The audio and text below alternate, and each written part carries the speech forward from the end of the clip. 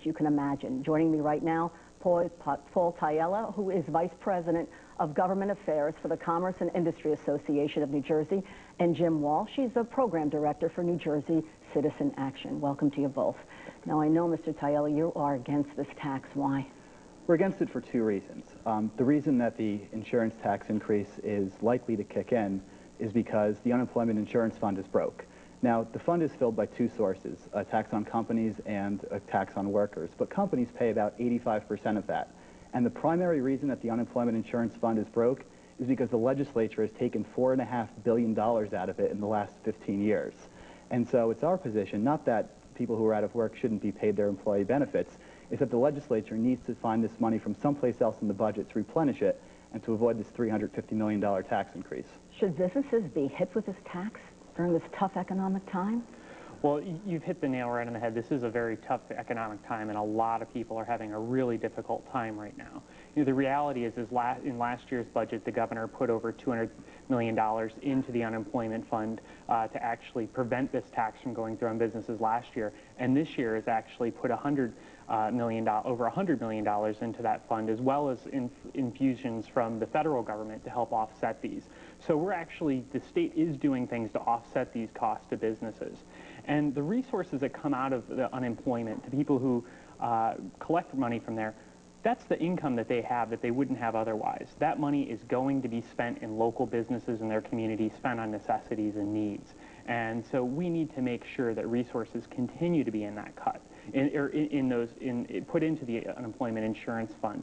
You know, one of the things that we believe, if we want to help small businesses in the state, we're looking at, you know, this unemployment insurance increase. It would probably be about $90 per employee. That is nothing compared to the price businesses are paying for health care costs right now in New Jersey. We want to improve the economy, improve the position of small businesses in our state, then we need to tackle health care. We need to make sure that people have access to quality, affordable health care. That's the way to turn our economy around and help small businesses. First, the $500 million or so that the governor's put in the last couple of years is appreciated. But that doesn't nearly make up for the $4.5 billion that they've taken from it already. And secondly, you know, to take this $350 million out of the pockets of businesses that are going to need to create jobs to get us out of this economy is just the worst possible tactic. You know, one of the questions we're always asked is, well, where would you take the money from? Exactly. You know, former Governor Keene and former Governor Byrne came out this week and said, we probably waste more money through educational K-12 inefficiencies than any place else in the state.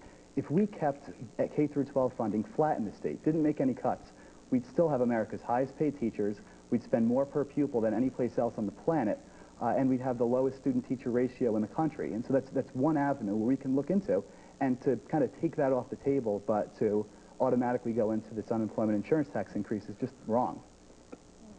Where else could this money come from? We've seen enough gimmicks in the state with budget fixes and things like that, and what we're talking about here, what is being suggested, is really a shell game. If you cut state aid to municipalities and put less resources in for education, what's going to happen? Our individual homeowners are going to see their property taxes go up because schools are being straddled with those same health care costs that everybody else is being cost. They can't stop those, and keeping funding flat really winds up meaning a cut in services and education quality, because what happens is the schools don't have the resources to keep up with inflation. What is the best solution now? I mean, we have no choice, it sounds like, right? Yeah. I think what we need to do is continue to really invest in our state and invest in our future. That's the way to rebuild and renew New Jersey. We need to put resources into education. We need to put resources into health care. I also think an important investment to make is in building clean energy.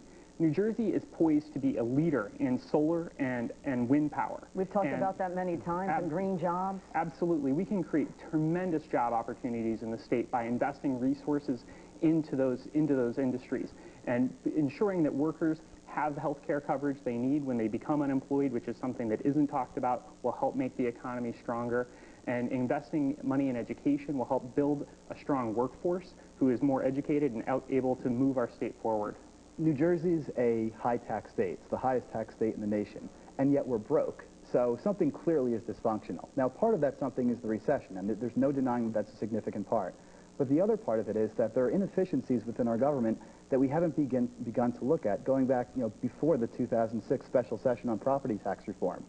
For the unemployment insurance fund, something else we can do to secure it long term is we can pass a constitutional amendment to prevent future raids on not only unemployment, but this year's budget depends on raiding of the disability insurance fund. So locking those up, preventing future legislatures from taking from it will help us avoid this position ever again. Well, gentlemen, it looks like right now we have to just wait for this to happen in July in the summer. Thanks very much. Appreciate it.